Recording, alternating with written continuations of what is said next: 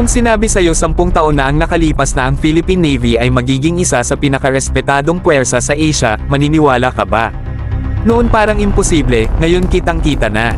Ganito na ang itsura ng Philippine Navy ngayon. Dati, isa tayo sa pinakamahina hindi lang sa Asia kundi sa buong Southeast Asia. Kulang sa barko, kulang sa armas, at kulang sa kakayahan para ipagtanggol ang sarili nating karagatan.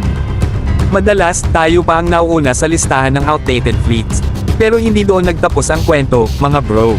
Unti-unti, tahimik pero tuloy-tuloy ang pagbabago. Dumating ang mga modern frigates, missile-armed fast attack craft, bagong OPVs, LPDs, at mas maayos na command and control systems. Hindi ito overnight success. Ito ay resulta ng long-term planning, matiyagang procurement, at pag-shift ng mindset mula internal security patungo sa territorial defense. Ang mas mahalaga pa, hindi pa tapos ang kwento. Marami pang paparating na barko.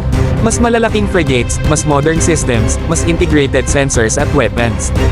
Ang nakikita natin ngayon ay hindi pa ang full picture. Icing on the cake pa lang ito, sabi nga. Ang totoong cake, nasa oven pa. Sa ngayon, makikita mo na ang malinaw na pagbabago sa posture ng Philippine Navy. Hindi na tayo basta patrol-patrol lang. May deterrence na, may kakayahang sumagot, may kakayahang magpakita ng presensya sa malayo at hindi lang sa baybayin. Iba na ang kumpiyansa ng mga tauhan, iba na rin ang respeto ng mga kapitbahay.